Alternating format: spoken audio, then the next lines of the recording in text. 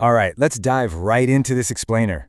Today, we're exploring the absolutely fascinating and honestly deeply interconnected theories of early 20th century philosopher Walter Benjamin. We're going to unpack the whole shebang, some really profound ideas about how human expression is born, how it evolves, and crucially, what happens to it when society rapidly changes around it. But before we really get going, I want you to ask yourself the provocative question you see right here. Think about it, because Benjamin's historic anxieties, they actually mirror our modern reality perfectly. I mean, we're talking about endless scrolling through news feeds and infinite digital reproduction. He was writing way back in the 1920s and 30s, but his work feels, well, it feels like a direct commentary on our current smartphone era. To make sense of his incredibly dense philosophy, we'll map his ideas out as a single narrative. We're going to look at art as social critique, translation as an afterlife, the death of the storyteller, the loss of aura, and finally, the shift from ritual to politics. Okay, part 1, art as social critique. We're starting by establishing Benjamin's foundation here. He believed art naturally functions as a powerful social critique, but, and this is a big but, it does this without needing to act as explicit political propaganda. So, the crucial point here is that a critic's job isn't simply to, just assign a 5-star rating or pass a quick judgment. Instead, their job is to literally excavate the hidden truths inside a work. As academic T.E. Lister points out, criticism digs out the historical experience lying dormant within the art. It reveals what Benjamin called a prosaic kernel. Basically, that's the absolute core truth hidden just beneath the surface.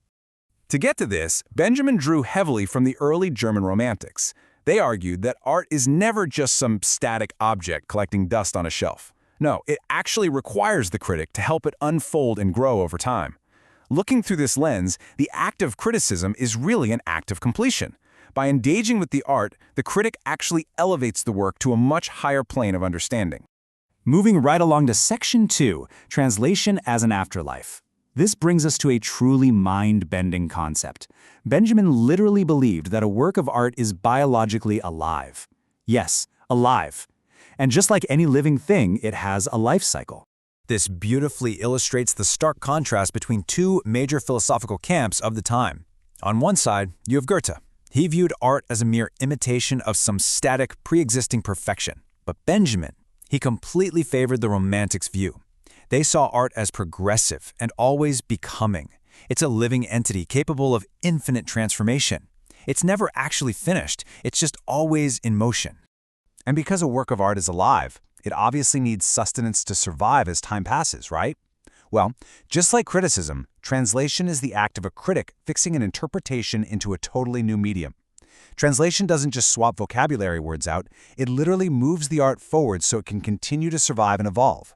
It gives the original text its vital afterlife, which ensures its heartbeat keeps going in a constantly changing world. Okay, Section 3, the death of the storyteller. Let's see how all this builds into the death phase of our narrative. We're going to examine his incredibly famous 1936 essay on exactly why the ancient craft of storytelling is dying out. Benjamin draws a really stark contrast here. He observed that a true storyteller is communal. They are rooted in the people. Think of a sailor or a traveling journeyman, someone who gives you practical, ambiguous wisdom that you can actually use in your day-to-day life. Meanwhile, the novelist is totally isolated in a room somewhere, entirely dependent on the physical book and obsessively searching for exact psychological explanations for the meaning of life. Basically, the story connects us, while the novel kind of isolates us. Notice the specific assassins of the traditional story that Benjamin identifies here. First up, rapid industrialization. That just made all the old wisdom feel totally obsolete. Second, you have the unimaginable trauma of World War I, which left soldiers returning from the trenches completely silent, stripped of communicable experience. But the ultimate killer? The rise of daily information, the news. Constant, verifiable facts and prompt explanations completely crushed the space for imagination and that ambiguous, lasting wisdom we just talked about. Which brings us to Section 4, the loss of aura. So if the relentless march of verifiable information completely killed the traditional story, what killed the magic of visual art? Benjamin answers this with arguably his most famous concept, the aura. You know that unique, incredibly sensitive feeling you get when you're standing in front of an original masterpiece in a museum? That's the aura. It is the object's presence in time and space, its physical aging, its unapproachable authenticity. It's that profound, jaw-dropping realization that you are standing in front of the exact canvas that Rembrandt physically touched. And honestly, it's a feeling that simply cannot be reproduced. But, as we can see with this scanned reproduction of Benjamin's own text, mechanical reproduction changes absolutely everything. By making infinite copies, whether that's a photograph of a cathedral or a vinyl record of a symphony, we basically pry the object from its traditional shell. The reproduction travels right into the beholder's living room, meeting them halfway. But, in the process, the original's historical testimony and its sacred aura, they are completely shattered. And that takes us to Section 5, from ritual to politics. This shattering of the aura leads us to the final stage of our explainer, the ultimate shift in the very reason why art is created in the first place. Benjamin noticed that, historically, art possessed what he called cult value. It was hidden away. Imagine an elk painted deep inside a dark Stone Age cave, meant only for the spirits, right? Or a statue of a god kept completely secret in a temple. But mechanical reproduction completely replaced that cult value with exhibition value. Now, art is designed from the ground up specifically to be mass-produced and put on display for the widest possible public.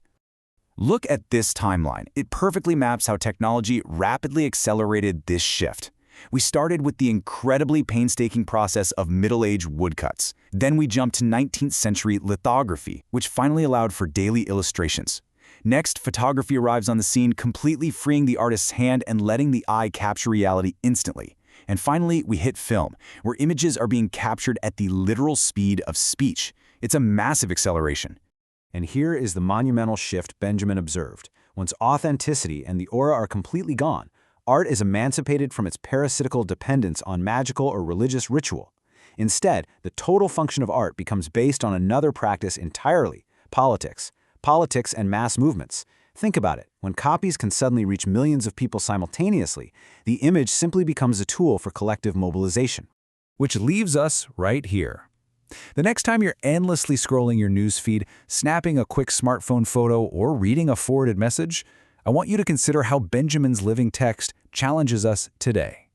In a world completely dominated by exhibition value and instant information, how do we actually retain the value of our own deeply human experiences? How do we reclaim our stories? And perhaps more importantly, how do we protect our aura? Take that thought with you today.